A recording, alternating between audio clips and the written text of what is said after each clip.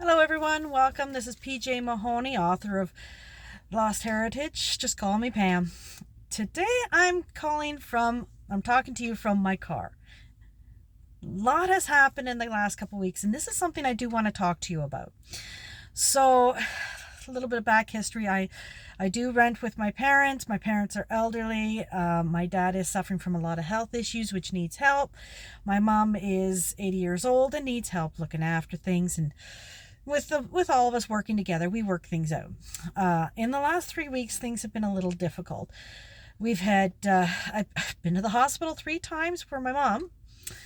Yeah, that was fun. Twice to the ER and then once to the fracture clinic.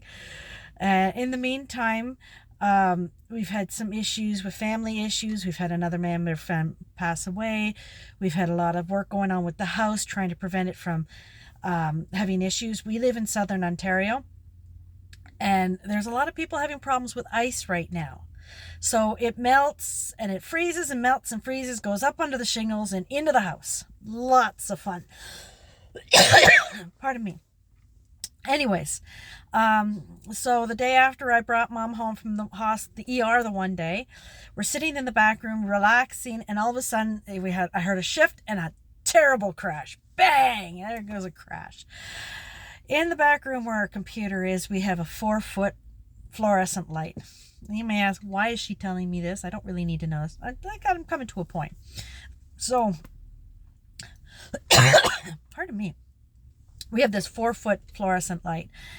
And apparently the leak came in through the ceiling, and right around the one side of the light, it made the drywall soggy in the ceiling. Well, it came down on one side, and the plastic came off and smashed, and I've got water all over the floor.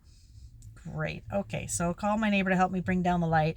I turned off the power to the entire house except for the furnace, the stove, and the water heater, because those were the only things marked on the power on the grid. Okay, fine. So I turned everything off, so I didn't have any electrical problems.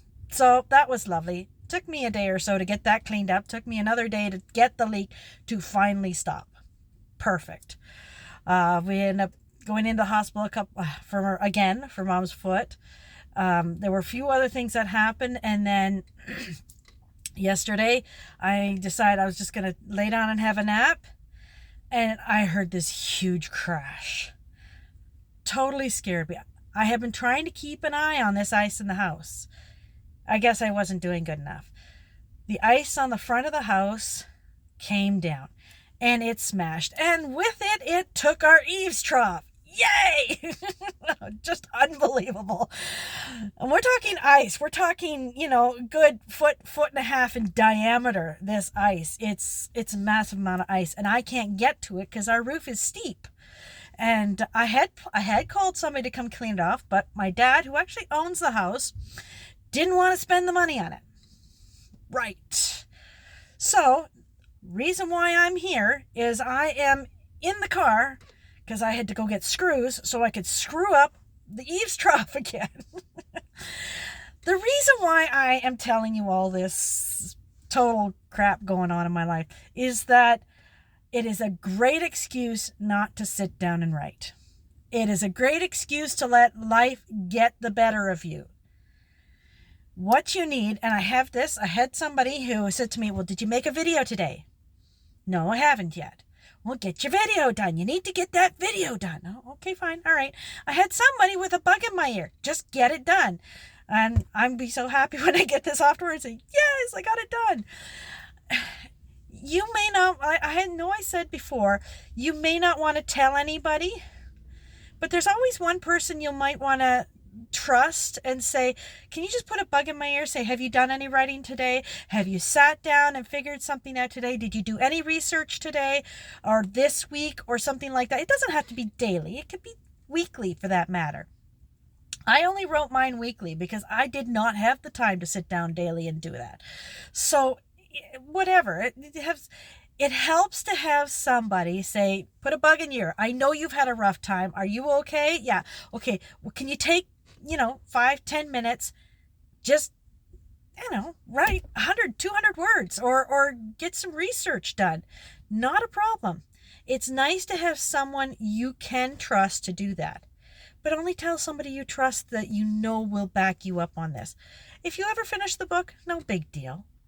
But it's for you to start with. But it does help to have somebody put a bug in your ear, especially when you're feeling stuck, when you're feeling overwhelmed, when you feel like you got to buy new screws for your eaves trough. It does help to have that. So keep an eye out for that one person. Even if you join a writing group, there are plenty of them on Facebook or any one of those places, a group for writing.